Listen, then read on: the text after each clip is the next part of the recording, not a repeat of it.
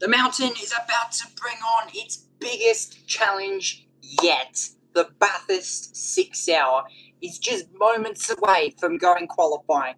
We are about to find out who grabs pole position, and to run you through this session, we've got Matt Nolte, Chad Nalon up in the commentary box. Let's get going for the Bathurst 6 Hour. And YouTube, don't ban me. Breeze blowing up pit straight and towards the drivers as they dive over the top, and we're getting ready for the two-part qualifying system for the Bathurst 6 Hour. A little delay due to a clean-up following an oil down during the Trans Am Cup race that has just concluded. So our hard-working recovery crew are going to work to make the track as safe as possible. Qualifying will take place with the bottom 50% of the field from practice combined going out first. That will be then followed by the fastest 50% of the field. With more on that and some love for our baby car class, Aaron Noonan, which is always a competitive race within a race at the 6 Hour, and we love Class E.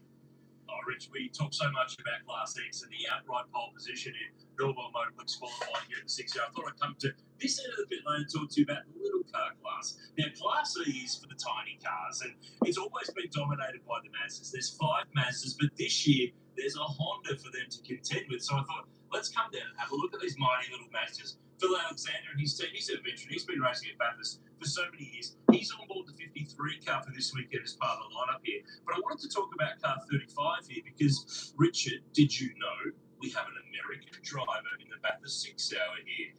Gino Manley is from Florida. He's part of the lineup for this number 35 car. He's raced at Daytona. He's done some IMSA stuff here and there with TCR and the like. He decided, you know what, I want to race at Bathurst. So he reached out to the team, said, hey, look, I'm a driver. Have you got a car? Can we do a deal? So they sent some emails, sorted out a deal. He's here this weekend and living out the absolutely cool mission of racing at Mount Panorama. So who says the 12 hours of the international race here at Bathurst? The 6 Hour, it's getting a bit more international every time that we come here. Thanks, Dave. Yeah, great story. And people around the world want to tick that box of racing at Bathurst, and Class E is a great way to do it. It has been a very competitive class over the journey. Mazda 3s have won it for the last 5 consecutive years, and they've been on pole for the last 6. But this year they are chasing a new Honda Accord that has been built for this race that has dominated and has been quickest across the story, across 4 practice sessions so far, with Greg Boyle and Brett Stevens doing the job so far. So there's a real benchmark, Brian, for the pace-setting cars in Class E so far this weekend. And what we'll see throughout the course of this lower 50% is typically pole positions set for Class E, Class D, and also Class C. We expect classes B1, B2, also A1, A2, and Class X to be decided in our upper 50% qualifying, which will be happening after this session. And there is that 696 entry, the Honda Accord, Greg Boyle, Brett Stevens. They'll be out in this first part of qualifying, giving us a little thumbs up the wave there. But that car has been very quick by all accounts, going up and down Mountain Straight and down Conrod this weekend, and I expect them to be very quick here in qualifying this weekend, and particularly in this session that we're about to see. So cars at 45 degrees getting set very shortly to exit the Scheffler pit lane this weekend, and of course get underway for what is going to be 2 parts of 20 minutes. It's going to happen very, very quickly.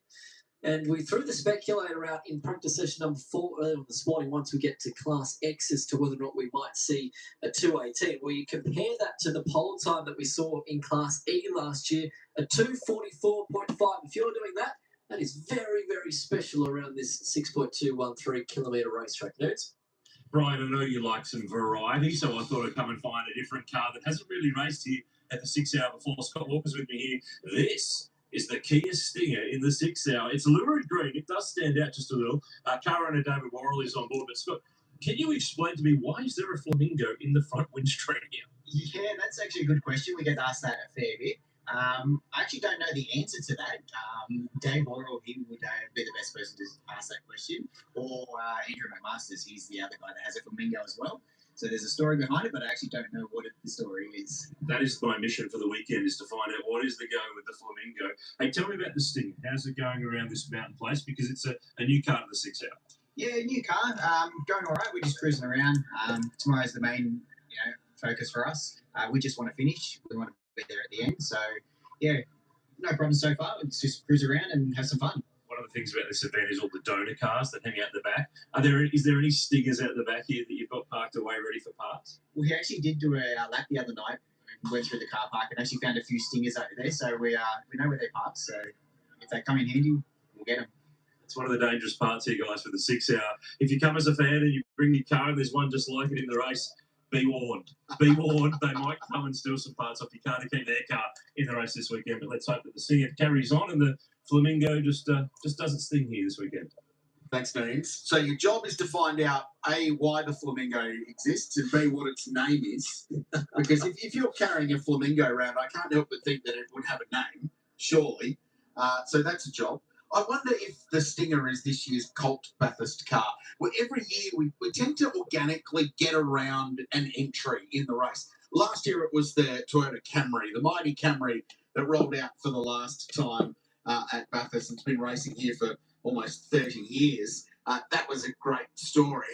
The Stinger, first time in the race. Good to see it. New make and model of car to take on the High-Tech Oils Bathurst 6 hour. So, and it's bright green, which is always a good thing for us up here.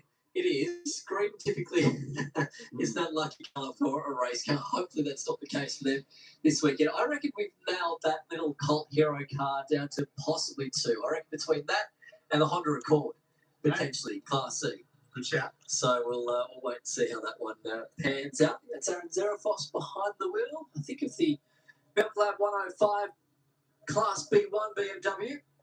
They've had a good, clean weekend so far this weekend as well. Looking forward to seeing if they can improve on some great results over the past year at the High-Tech Oils Bathurst 6L. They were second in class for that car last year. Looking for another podium. That would actually be their 4th podium in class. And you mentioned that. How incredible are some of the stickers on the back of this car? Now, I spoke to this team yesterday and they pointed out some of the stickers they've got going on. Do not overturn taking vehicle. They're calling themselves the Spig. If we look up just a little bit, though, I think the most ambitious one is the 320 kilometre an hour speed limited for a Class B BMW. Optimistic, I would suggest, to get anywhere near that. Nice to know that there's a speed limit there. And that's a quote from Anchorman, by the way. So they're just having a little bit of fun with their racing, which is part of the spirit of this race. And there's also a sticker on the inside of the driver's door that I don't think we'll be able to see from this shot that says "Do not feed the driver," because apparently someone, and I won't name names, but they were just nudged a little bit, maybe just to get the minimum weight down a little bit. So they are having a great time down there. But there's stories like that everywhere up and down this pit lane, which is part of the massive appeal of this event. And we saw it, didn't we, with the flamingo as well. And I sometimes use the term, everyone's here this weekend because they want to be here, not because they have to be here. And I think that's the love of it. And well, Rolfo in this car, the double 7, her led entry this weekend. She's got some great experience. Brock Stinson helping run that car, and the backfire just about woke everyone up there in the pit garages there. I would dare say it might be Brock Stinson, possibly behind the wheel. We'll confirm that one for you. In this particular session, Lachlan Platten also driving that car as well. They've had a couple little issues with that car prior to this session, and that is young Brock Stinson behind the wheel of the 77. So cars rolling out. This is the lower 50% of the field heading out of our 69 cars here this weekend for the High-Tech Oils Bathurst 6 hour. We mentioned it a while ago. We will see pole positions in Class E, Class D, and also Class C here as well for our remaining classes. We'll see them out in the upper 50%, which will come up next as well. So it's 20 minutes. It's going to happen very quickly, but what we'll see here is a mixture of classes, but also the great thing is we're splitting the field, which means hopefully less traffic, particularly for our faster cars in the next upper 50% as well. So quickest so far in Class C has been the James and Trevor Keane Volkswagen Golf in Class C, 2 minute 36.3. They set that in practice 1 of the weekend with James driving for Trev. And this team comes from Orange, just up the road, so they are almost as local as it gets in this race. This could be Trev's last Bathurst, we understand, and keen to get a win because if he does, that would add to class success in the Bathurst 12 hour and the Bathurst 24 hour back in the day. So he'd love to tick the box in the Bathurst 6 hour. That would be a massive tick for those guys. The Mazda RX-8 for Waste Management Services, Krill, Murphy and King has been quickest in Class D so far at a 37.5, which is a pretty sporty lap time for that class. And as we touched on earlier, Boyle and Stevens in the Honda Accord Euro have been quickest in Class E at a 2:42.2, which is basically bang on the qualifying record for that class. So it's going to be a really interesting battle between Mazda and Honda in Class E. Qualifying records, well, in Class C, Pat Nademan last year got the quali record at a 2-minute 35.20, double pole position winner at Bathurst. The Scirocco not here this weekend. His daughter, however, Kate, is working on our media team as part of Motorsport Australia's Girls on Track program. So there's still a little family connection here for the Bathurst 6 Hour, but won that race in Class C last year with Nathan Holstead, which was an awesome job. Nate's actually racing in GT World Challenge now. In a Porsche, it was in action last weekend at the Phillip Island Grand Prix circuit. So the quality record there at 2:35.2. It's also a 2:35.2 in Class D, and that was set last year by Alice Buckley in a Toyota 86 GTS, and that blew apart the class qualifying record by a huge margin in Class D. So it'll be interesting to see if they can get anywhere near that. Quickest lap time overall of the weekend, as you touched on earlier, Brian, in the 19s by the Ultimate Performance Class X Ben Carter. So that's what you'll see in the second half of Norwell Motorplex qualifying. And yet, for the outright pole position, there's $1,000 going the way of the pole winner this weekend. So drivers starting their first flying lap here for qualifying for the 2026 High-Tech Girls Bathurst 6 Hour presented to us for qualifying. Norwell Motorplex, like we mentioned just a moment ago. Daniel Flanagan will be leading the field of the straight in car number 55, the 86 car for this weekend, the Toyota 86, and does a lot of work, of course, around in Canberra with fifth gear motoring and places like that. Got a lot of support, as always, and Carpenter behind the wheel of the 195 Commodore that we can just see him behind here as well. Just on that 55 car, they've had a really solid weekend so far, building into their program, and they actually topped their class in practice 4 earlier this morning. It was an interrupted session. There we go, Callum Heffron with them this weekend, and he's a speedy little driver, so they're a pretty good combination. Class D, Brian, I found so far the hardest to read out of all of them in terms of who's competitive, because they basically all are. There's a really broad mix between them, and then the HSB Astras have been really strong in Class C so far this weekend, but the Volkswagens very much in the mix there as well. That's what we love about this race, is there's always something different that pops up on the leaderboard. And what you'll see in this qualifying session too, because it's just a raw split of the top half and bottom half of the practice times, there are a couple of Class A and Class B cars involved in this, including the two right now, the number 2 A45 AMG, which is the Team 19 entry owned by Mark Griffith, but being qualified by Zoe Woods, who is tied up with a big part of it, basically calls the shots at TechWorks Motorsport, who are running in one-mate Porsche racing at the moment. Zoe had a ripper season behind the wheel last year in GT4 Australia in a Porsche with Nash Morris. And from the combots to the race suit, Tom Randall watching on with the brothers Cabbage. Yes, hello, Thomas. Eyes on, please. Focus. Oh, dear me. He's not allowed back to the commentary box unless he puts the thing in the top 3 or 4, I reckon. Well, is that the deal? Okay. No, so we want him to come back. So he's annoyingly good as a commentator and a race car driver.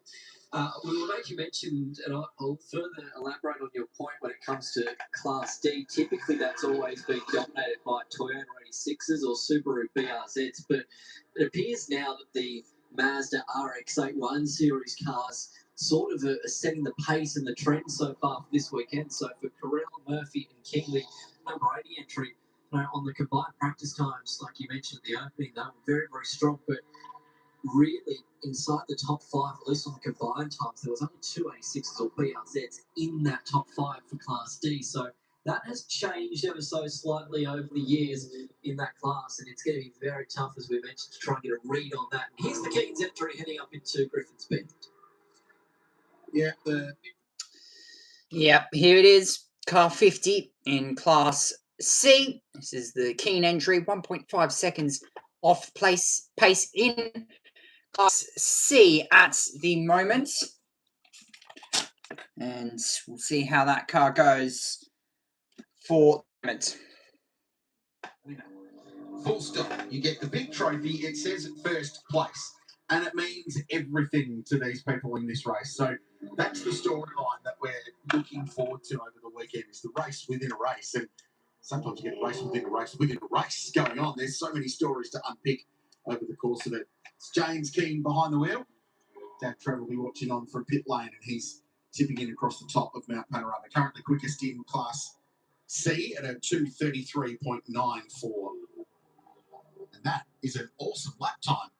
That is comfortably under the previous Class C qualifying record. So a very impressive start for James Keane to set an early benchmark in the Class C final.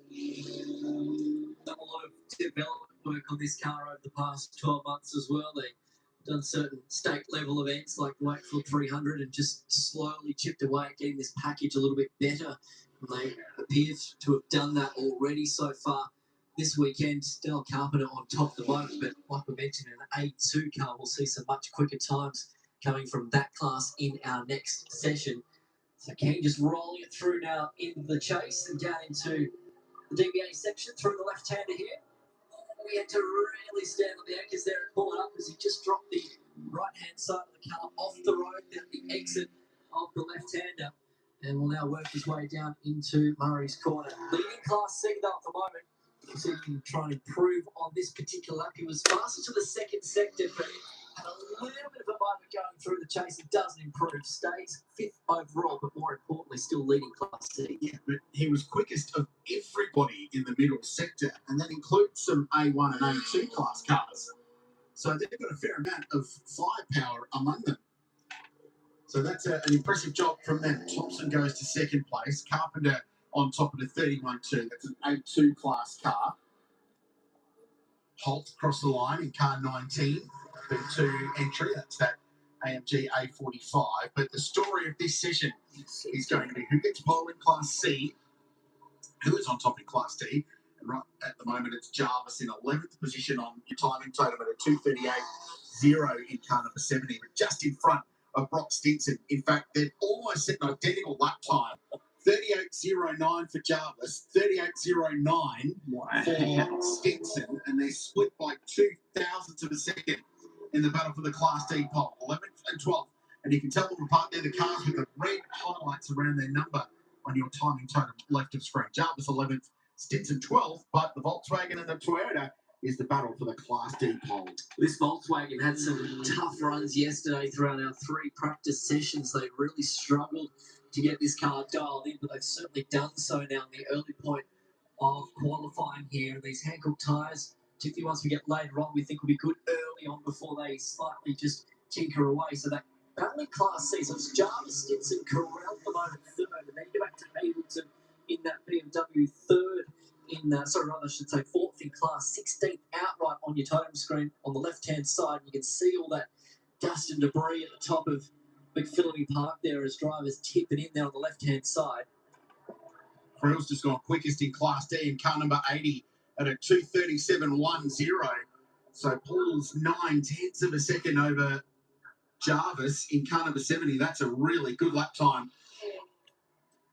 So the Class D cars, 11th, 12th, and 13th on the overall leaderboard, but that is the battle for the class pole position, and a 37.1 is a very handy lap time.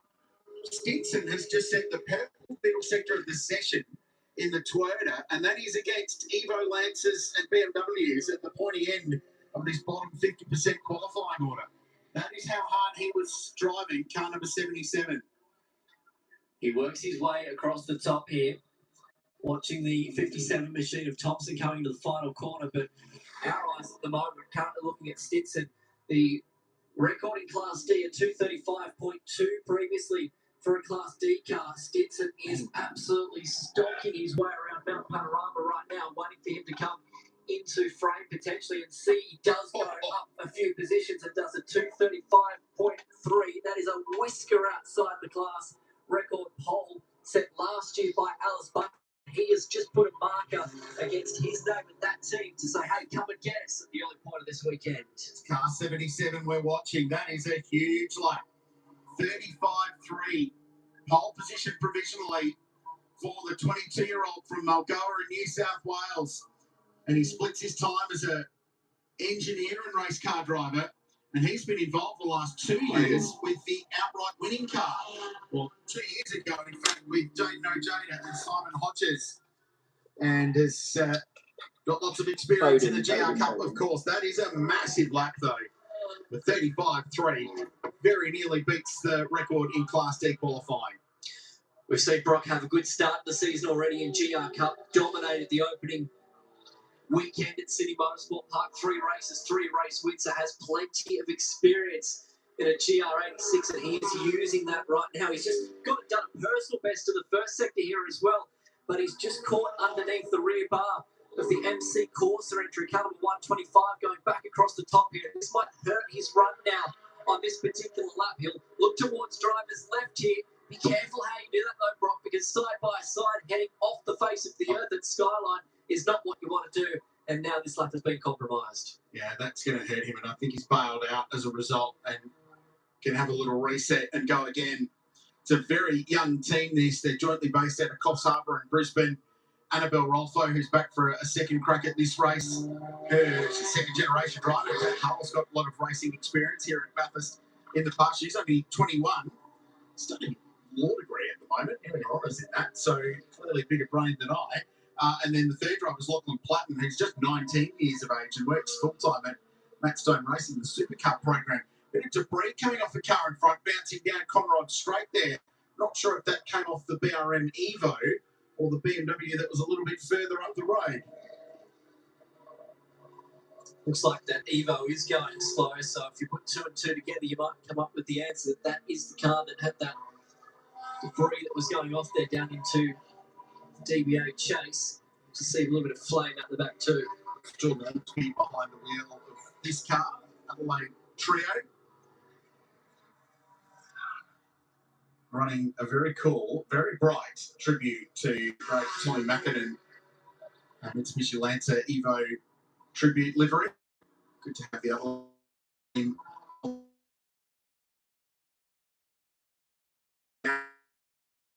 as well. Good to have them here for the first time.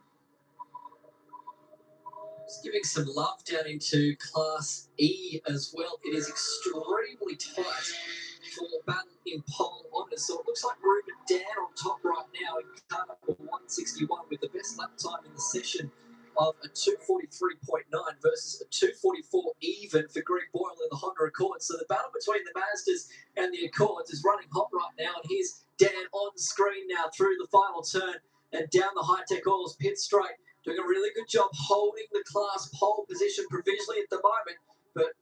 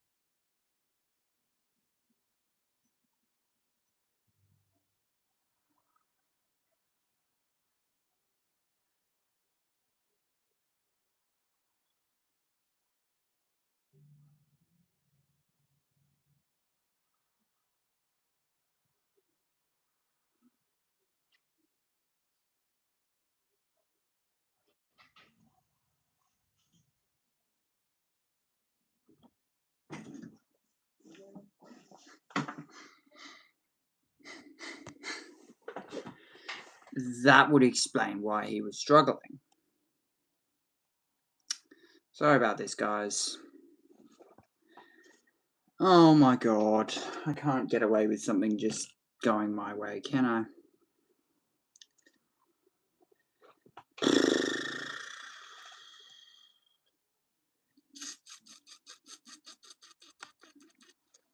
This is not ideal. Close. Please work. Oh.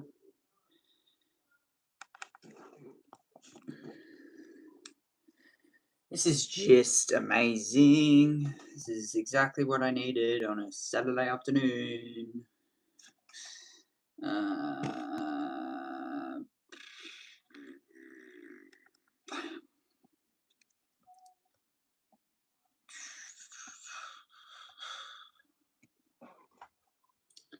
Why the internet crashed?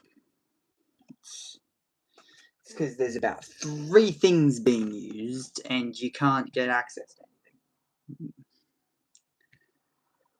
anything. This is just typical internet when it gets overloaded and it just dies. It just dies because it's overloaded.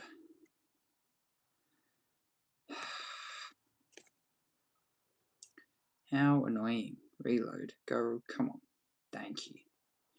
Thank you. Thank you. Thank you. Now, I'm going to turn this down so that I don't get bloody copyrighted. And we're going to skip ahead. Come on. Come on. Thank you. Thank you.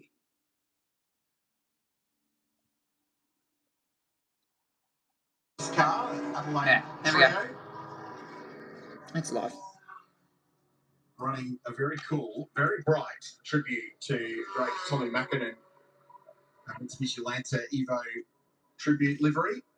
Good to have the Adelaide-based team, multiple winners in the Gold Star, Australian Drivers' Championship and Open Wheel Racing, but now in GT competition as well. Good to have them here for the first time.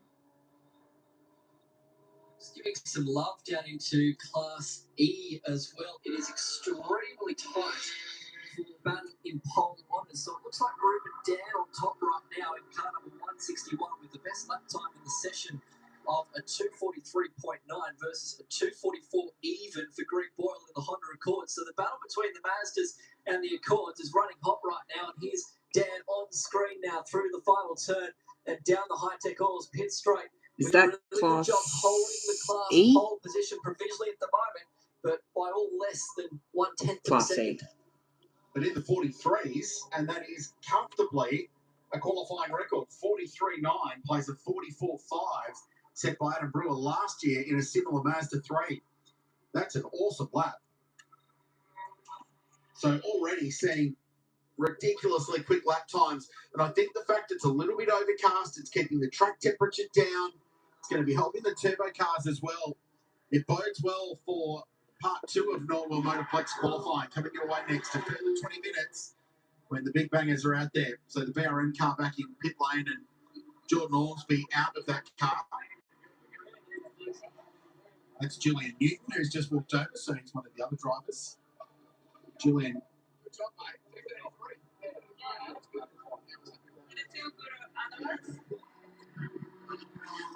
Great chat, great insight.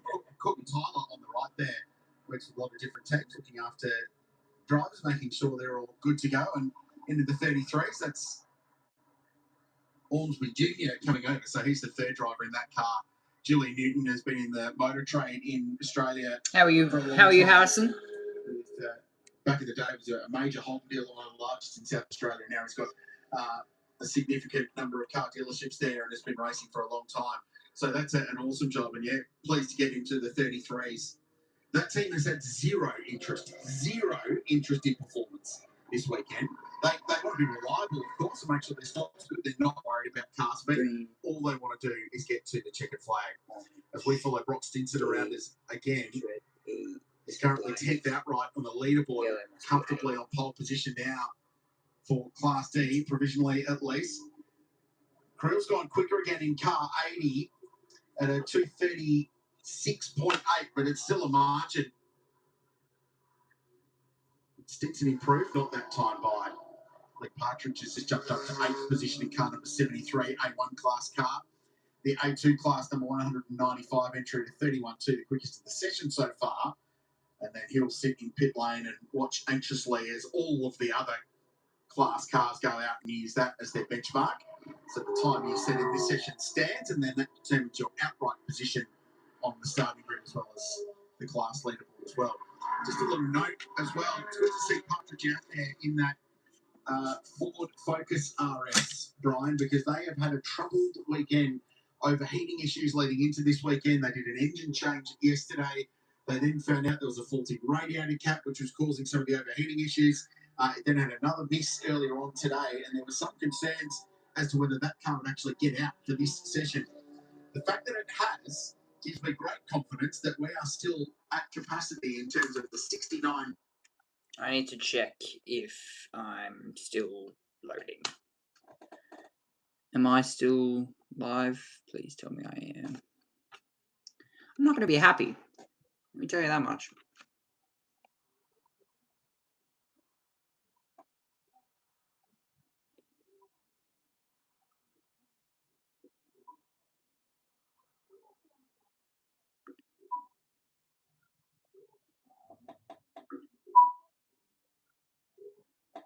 Okay.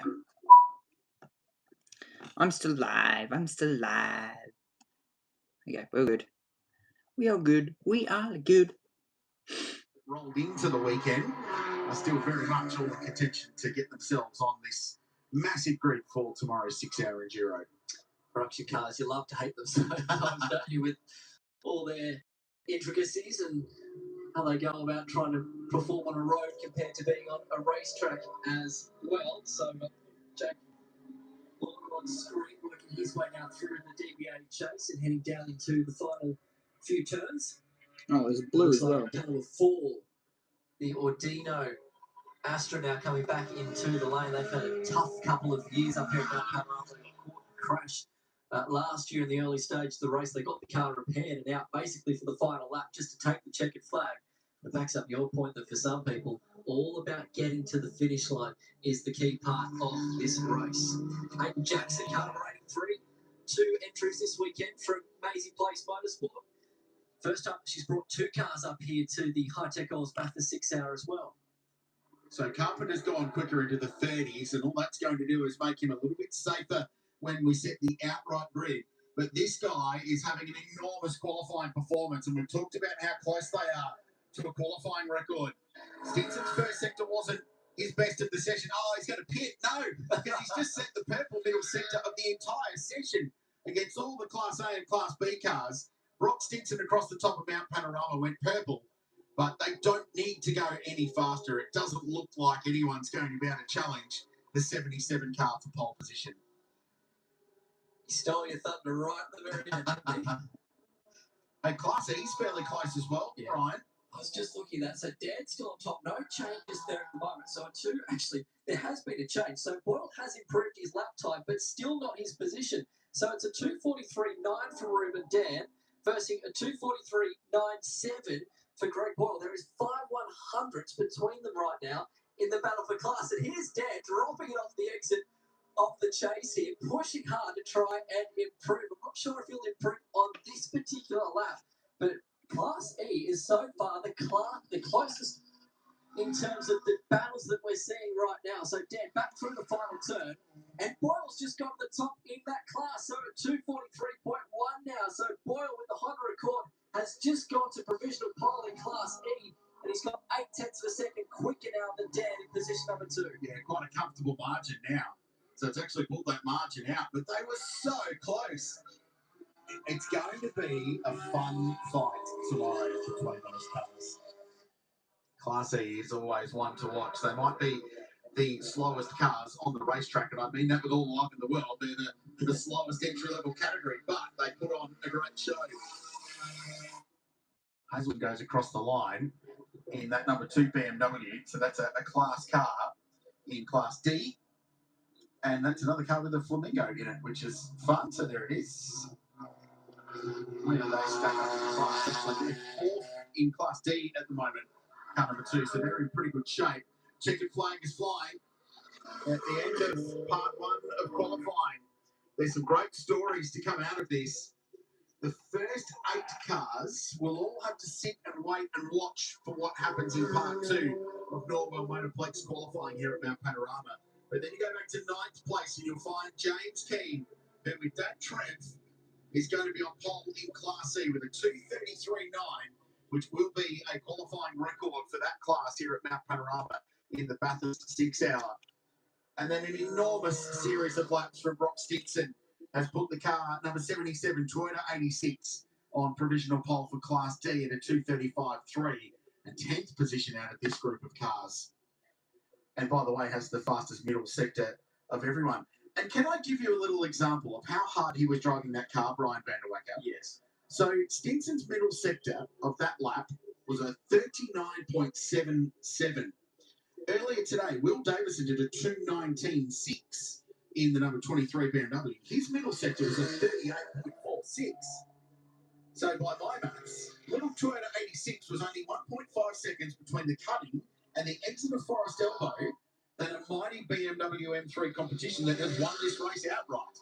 That is how hard that Toyota is going across the top of the hill. And with that new GR package as well, it's actually got a little bit of finesse in how you get the most out of it, because you've got to give sometimes a little bit of feather going through. It's got 1.2 seconds to the next Class D car. But that's the thing we'll talk about plenty tomorrow, is how these cars achieve their speeds at different points of the racetrack. And here is your Class E leader. I tell you what, it's putting up a fight for our Cult Hero car this weekend, because it just did the provisional pole time in Class E, and that time they had a 2:43.1, which was significantly quicker than the qualifying record set by Adam Brimmer last year in the Mazda 3 at 2:44.5. So here are your results for part one of qualifying here. Normal Motorsports qualifying for the High-Tech Oils Bathurst 6 hour. Don't worry about those first 8 positions, but all the Kings entry, they have got provisional poles in Class C for car number 50. Just underneath that, Class D provisional pole. Ross Stinson, Platten, and Rolfo. They're going to be the ones to beat in that GR86 once we get to race tomorrow.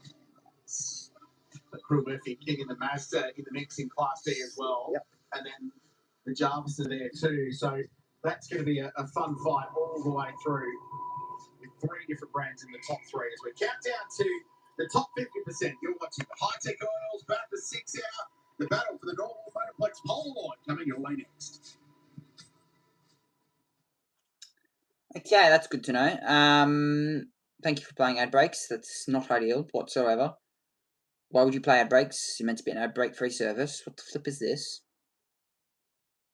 Yeah, we're back. Time flies. High-Tech Oils have supported us all the way, and it's really great. So. Don't. Robert, Bathurst Regional Council, you've got an amazing facility here. We love coming here for all the different events. The 1000's world famous. The 12 hours made it smart. The 6 hour at Easter, it absolutely fits now. It's got its own place on the calendar. Oh, it has. And as Barry has mentioned, it's 10 years since the event started. And it has grown, and it is a family group or a family event. It just gets that... you've got the high echelon of your supercars and your 12 hour, but these cars is your basic car, showroom floor, family orientated. ECD And as Barry A1, just mentioned, we just got another 5-year contract extension of it, and we just want to continue that association. It's been fabulous, and I can see the event growing. We can't wait to see it. So there you go, guys. It's a big one. 5 years for the High-Tech Oils Bathurst 6 hour. Lock it in for Easter for 26, 27, 28, 29, 30. Oh, I can't count that many times. Back to you. Beautiful news, great to see. This event has become a highlight of the Australian motor racing calendar. People have got it booked in their diaries. What are you doing at Easter? Oh, I'm going to Bathurst. And the campgrounds have become fuller and fuller each year. Interest continues to grow. Record crowd last year, over 20,000 people, on track to match that again. So congratulations to the team at the Bathurst 6 hour and to the Bathurst Regional Council folk who put so much passion and energy into this incredible racetrack. We're locked in for another 5 years at the very least for Bathurst's biggest enduro. And Brian, while this might be seen sometimes as the third of Bathurst's 3 enduros, several all-time Bathurst records have been set in this race. The largest ever Bathurst enduro field, Bathurst 6 hour, last year, by the way, 69 cars took the start of there. The furthest back to win a major Bathurst enduro. That happened last year too. The winner started 66. So in the all-time history of endurance racing here, this race has really entrenched its place into the folklore of Mount Panorama. And it's such a special event, such a special vibe, and looking forward to doing it for another 5 years. And I can't work out where that is. I think it's 2030, but it's into the next decade anyway. And when you think of the history of Mount Panorama, typically the Easter weekend has been the actual spiritual home of racing.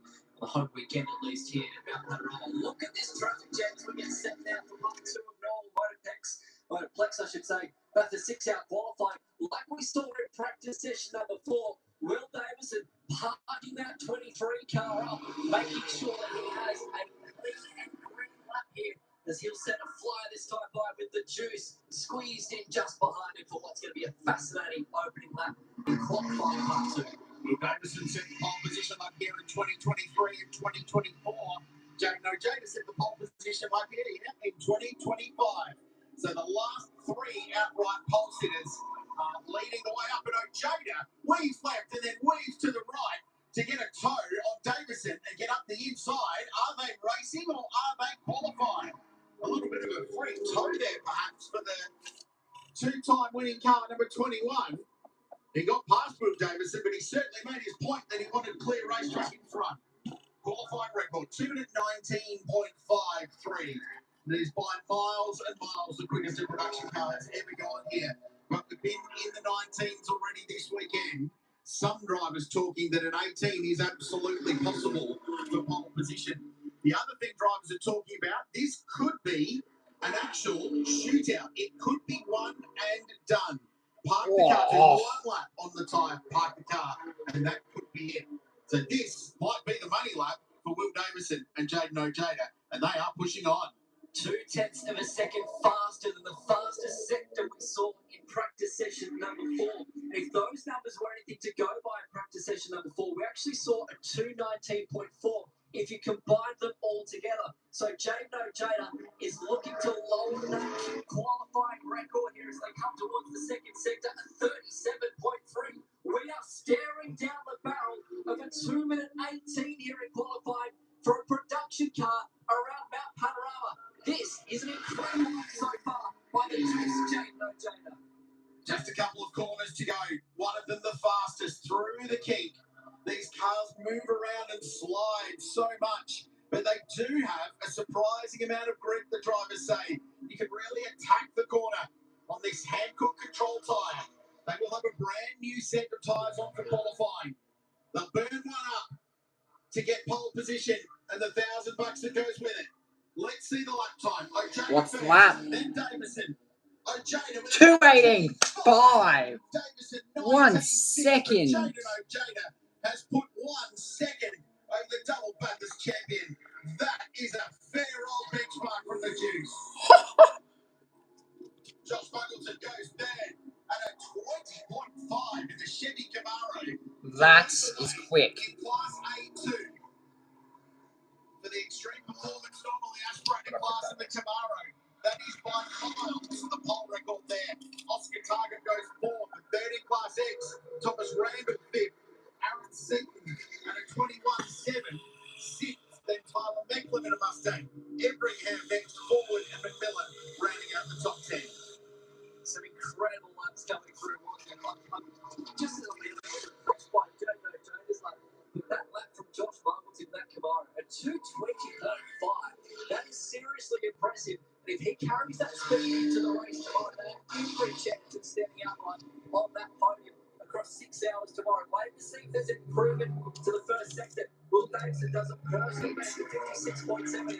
Look at this. The mind games in between Ojeda. He parks in the middle of the road. Davison will be fuming right now because he was on a lap that might have gone a little bit quicker. Maybe not session best, but certainly would have improved on this lap. Mind games in qualifying already at this early point of the weekend. Yeah, Davison was actually purple in the final sector of that lap, so he was quicker than Ojeda on the rundown Conrad through the chase and then Murray's. Josh Muggleton flying, but he's just taking a shortcut at the top of Mount Panorama, the Chevy Camaro. Good lap, Oscar Target, the one-mate Porsche champion who's now started a GT career last year at GT World Challenge. He's 4th. Thomas Randall, P5, solid 2:21.0. So Ojeda is 2nd quicker than his pole lap last year. But to put that lap from Josh Muggleton in context, Zach Best was on pole in Class A2 last year at a 2:22.4. So Muggleton has gone 1.9 seconds faster. He has moved the benchmark much further forward. Cameron Hill has just gone quicker again by 1,000th of a second. .00000. Team with Cameron Hill slotted in at the last minute. 2 minutes 18.52 has wrestled pole position away from Jaden Ojeda by .000 nothing. And that almost came out of nothing because it was only a personal best to the first sector, a personal best to the second sector, but his last sector was absolutely astonishing, 44.2, to give him what was a lap time that's almost a dead heat. Fascinating stuff, Aaron Noonan. And the secret to that one was not to go. They held that car in the pit lane while the rest of them went on out or in a nose-to-tail chain behind Will Davison. They sent Cam Hill out down the lane by himself. He was a long way back behind them on the road. He's had clear road to play with them. Ta-da! They look like they'll start from the pole. That's a damn sight better than 66, which is where they started from last year with this car. Remember, the car broke down in this section last year. That's why they had to start from the back, and this is incredible. You just took a photo of the commentary. It is actually 0.000. You have to go even further through the out timing to actually get the understanding that Hill is actually on pole. Yeah, we do time to 4 decimal places here in Australia, which is actually somewhat unique. We need it at the moment because right now they can't be separated to the thousandth of a second. So we'll go to the 10,000. 2 minutes 18.529. What a lap from Cameron Hill.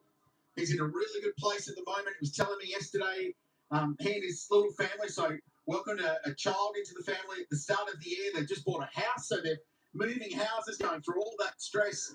He's having a great start to his career with Brad Jones Racing now in the supercars, driving the GR Supra, coming off the back of a pretty solid weekend at the Australian Grand Prix and looking to Topor next weekend. He's in a good place. Former winner of this race with Thomas Sargent, the former longest way back to win a Bathurst Enduro, was beaten by this car last year. Cameron Crick sidelined with illness early in the weekend, and we say hello to Cam. Hope you're feeling well, mate. Don't worry, your car is in a safe pair of hands. And Cameron Hill may well have just done the job to get pole position for the Bathurst 6 hour. Massive lap. Just looking at some of the other classes, so of course we're focusing on Class X and obviously Class A2. Looking further on through, Class A1 currently being led by Harry Edwards, and the Edwards entries this weekend, the BMW 1M. They're so far topping Class A1. Further on through Class B2, you've got Dominique for the BMW M3, that will share with Peter Lawrence and Drew Russell. So they are currently on top of B2. They have been the class setter so far this weekend. This is interesting to note. We're right outside this week. We may not be done with it yet. They're putting right-hand side tires on. They're now going to put left-hand side tires on. We might get a second run this Richard Croft. Do you know what this is great? They're throwing money at this all of a sudden. So all of a sudden there's a bit more incentive to get pole at Bathurst dudes. History here, and they might break history here because at the moment, I've checked that timing screen, boys. It's 0.0003 of a second is the pole margin at the moment. The closest ever in the history of the Great Race in October is .0012. Wow! Right, 2004. If they send Cam Hill on these new netbooks now, and he goes faster, he's going to ruin the stat. Just stop right now. Well, speaking of stats, Rich is about to mention it because we've almost got even closer. It's almost a dead heat in A2. So Cam McLeod in the Ford Mustang has gone And Zach Bates. in A2. Zach Bates, .0006. Zach Bates was Josh Buggleton I think. At a 2:20.516. Wow. So 0.005 between the There two you go. lowest cars in the battle for Class A2. And Cam McLeod's going quicker now on this lap because he's just done a personal best to the first sector. And by plugging Zach Bates in that 64 car, It's Tony Quinn. there's more to come from that entry. Right up the curb. Here's Cam McLeod on screen right now, dropping off the S's. He's got a little bit of traffic in front, so this is going to hurt this particular lap. He's going to have a huge moment going down the debris, almost sideswiped the left-hand side of the car against the concrete wall. That caught his attention. He's now definitely buttoned off. Well, we can reset and go again. Still got time. Cameron Hill back on the racetrack. Will Davison pitted as well, back on the racetrack. Thomas Randall pitted, back on the racetrack. They're all going to have another run at this. which is hugely exciting for us. It's incredible what $1,000 can do. I'm astonished at these lap times from the Class A2 cars. They have moved the goalpost so much. Nearly a further second. This season, based on where that category was before. So Aaron Seaton on pole here in 2024, at 224.4. Just giving you an update as well. We're running through the class leaderboard before we got rudely interrupted by Cam McLeod. Courtney Prince so far leading in Class B1. So that is the 999 BMW shared with Tabitha Ambrose and Carly Buccini, who's put a lot of work in behind the scenes to get that car here. I think he's down She always does. So they are looking for 3 straight class wins as well. Never been done before. For the high-tech all about the 6 hour. They are looking to do that this weekend. Likewise, for the number 30 Mustang, looking to go for 3 class wins in a row in Class A2. Where is Aaron Seaton? Currently 4th in A2 and 10th outright at a 221.7, which is miles faster than he's ever gone here in one of these cars. But right now, it's only good enough for 4th in class, and he's got Tim Slade fractionally behind him as well, 5th, and then Tyler Macklin, then Ryder Quinn, who's done a 23.1. That's a sporty lap for Ryder in the game over Camaro that he's sharing with Grant Denyer and Popeye, his grandfather, Tony Quinn. A few that will hear will forget the emotional scenes during the Bathurst 12 hour when the 4 Queens got together in an Audi to complete that race and got to the line. How's the aggression from Aaron Seaton bouncing the car over the curb? He's gone green in the first sector, which is personal best for this car. Run by Gomersall Motorsport. Jason Gomersall very much up to the task as well. Ben Gomersall to drive off a pretty good race in Trans Am Cup a little bit earlier on. Middle sector wasn't too bad for this car. It wasn't the personal best for the session, but there might be some pretty improvement on for Aaron Seaton. He's only got to find 2 tenths to jump Bryce forward for what will be 3rd in the A2 class. No, Jada has not gone back out onto the racetrack yet either, with 4.5 minutes to go. So we look at Thomas Randall coming back across the start-finish line here. What can he possibly do in car number 92? Seeing if Aaron Seaton does improve here. Sorry, Rich. So Randall's going again. Kevin O'Jada have pitted. I think they've just used this opportunity to road another set of tyres in preparation for the race. There's a warm-up tomorrow morning, but that's it. So I wonder if they've just used that to road a set of tyres and have a think about what the car's doing. But I think they might be done with 3 minutes and 58 seconds to go in this session. Could it be the closest ever pole winning margin? We were just talking about the fact that this race is responsible for some all-time Bathurst records. Could we get another one today, fresh off the back of a new 5-year deal being announced? Or does Thomas Randall have something against all of that? Personal best to the first sector at a 56.3. So he is trying to wring the neck of this car right now, the BMW M2 competition. Whoa! Back across the top of Mount Harrow. He'll use a little bit of an exit curve and then some, just about as he'll drop it off the face of the earth. Now down to the Estes. He's got a chunk of time to try and find if he wants to get that 218.529. Whoa! The dipper. Look at the wheel work from Thomas Randall. He is fighting for what it's worth right now. We'll get an understanding as to what his time is once he comes across now the second sector. Been struggling with some oversteer in that car this weekend, and it was pretty tightly coming out of the dipper. 2 tenths down in the first sector relative to the best of the session so far, which was Ojeda.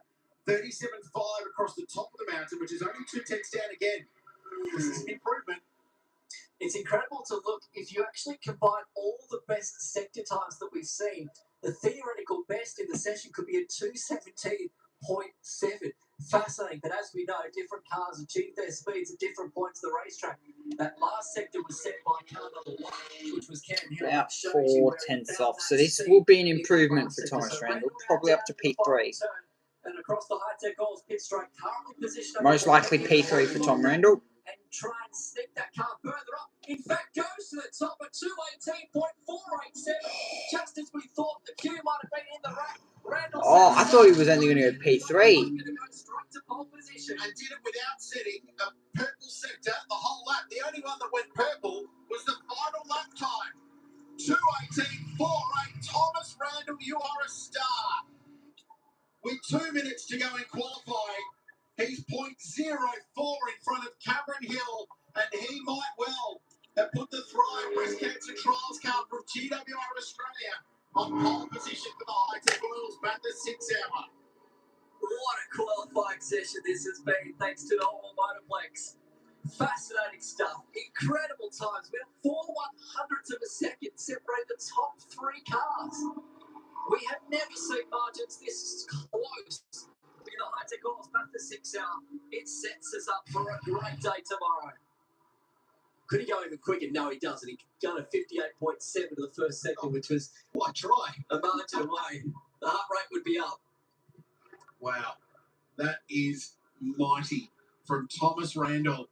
Well, we joked when he left the commentary box after calling Trans Am with us, don't come back if you don't get pole position. We'll come back anytime, T. Randall. That is a massive lap. A record lap. I don't think we're going to get the record for the closest ever pole position at Bathurst ever. It will be for this race, though, 0.041. And after what looked like an unbeatable lap from Cameron Hill, basically tied with David Ojeda, Thomas Randall finds 400ths of a second somewhere. And it looked like this car in particular, it was just solid everywhere. Hill's car was pretty good in the final sector. Ojeda was pretty good in the first, and across the top, that's where he had the advantage. Cameron Hill's car was really strong in the final part of the lap, but Randall's car was strong everywhere.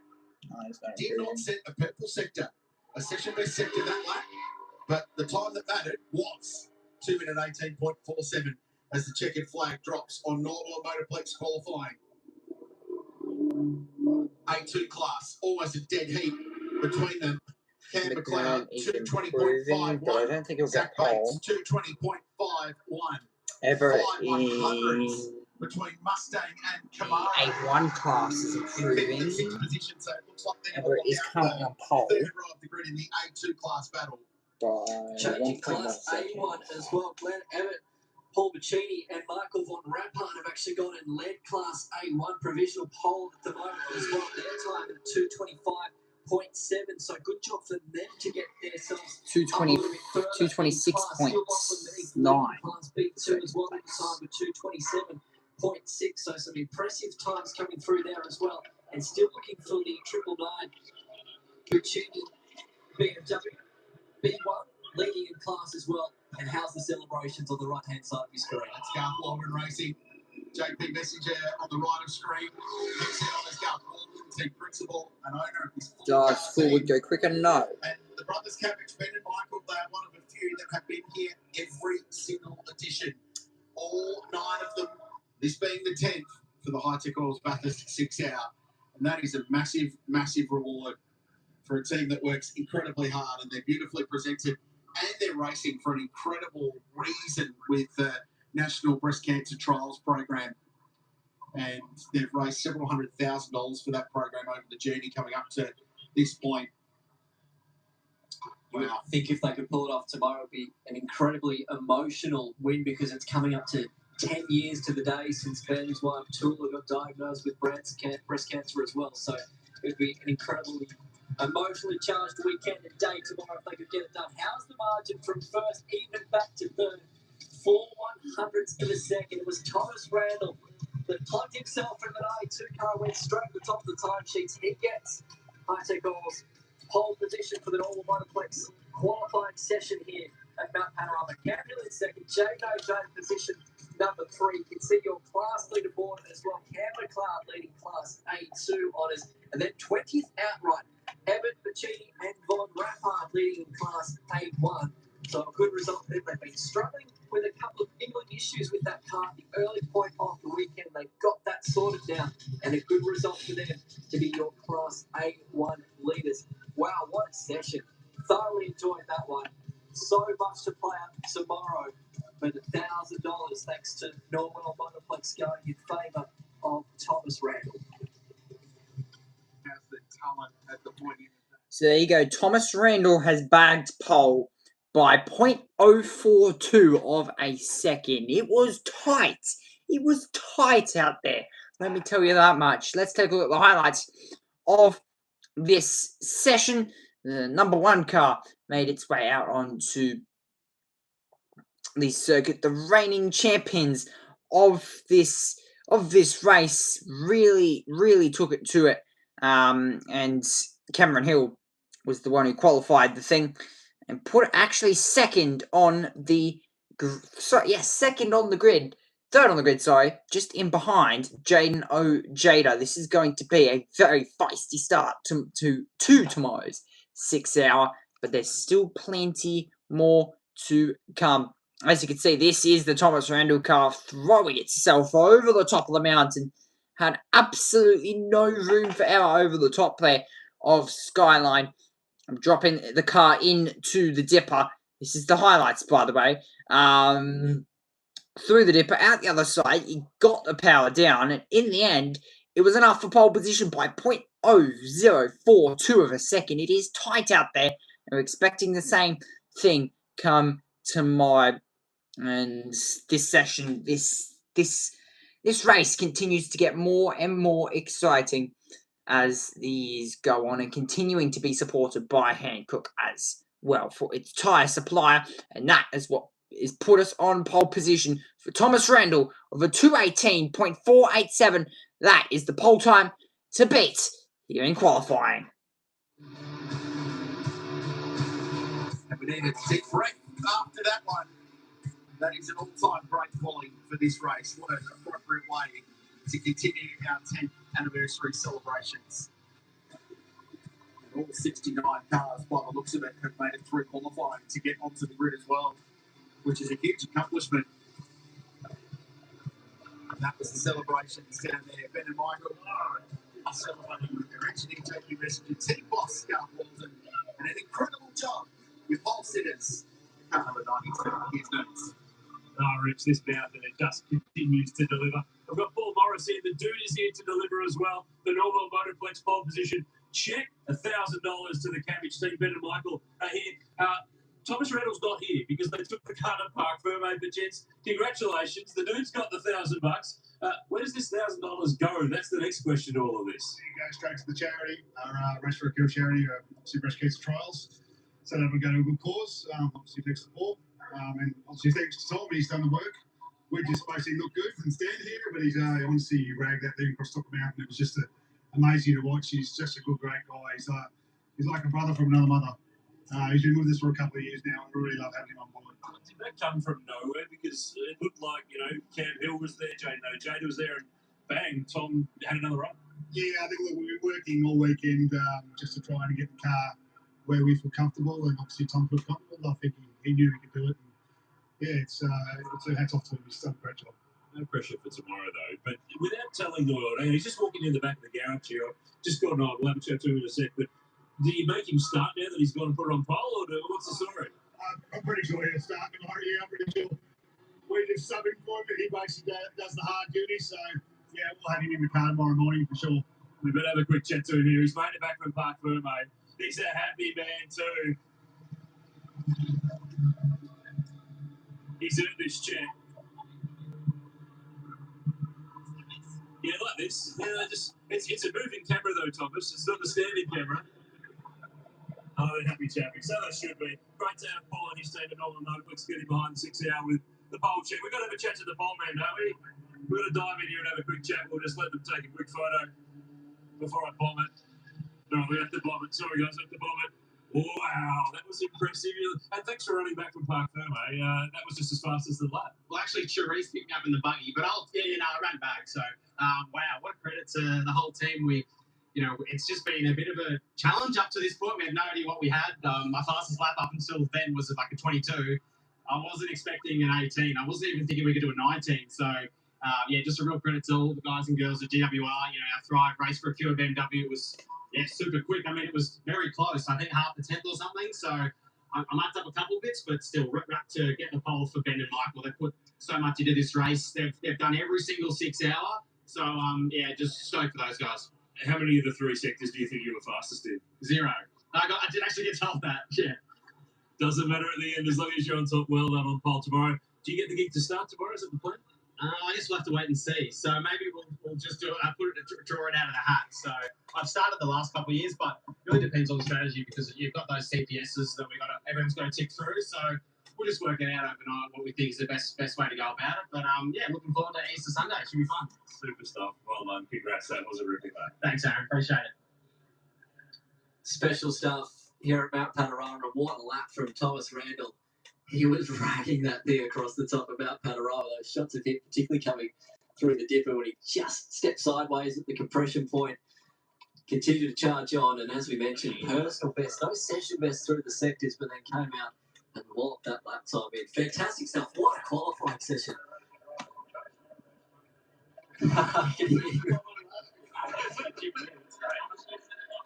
You reckon that $1,000 is probably going to go to good use at the Reckless Brewing Company possibly as well throughout the course of the rest of this weekend as we continue on what's going to be a busy afternoon. So that is it for the 6-hour qualifying session, and we'll be back tomorrow for the official start of the 6-hour. We'll be live 15 minutes before race start to build you up to every single moment. We'll be live for the whole 6 hours. It's going to be fun. We'll be live on air from 11 o'clock Australian Eastern Daylight Time. Catch you then. Bye-bye.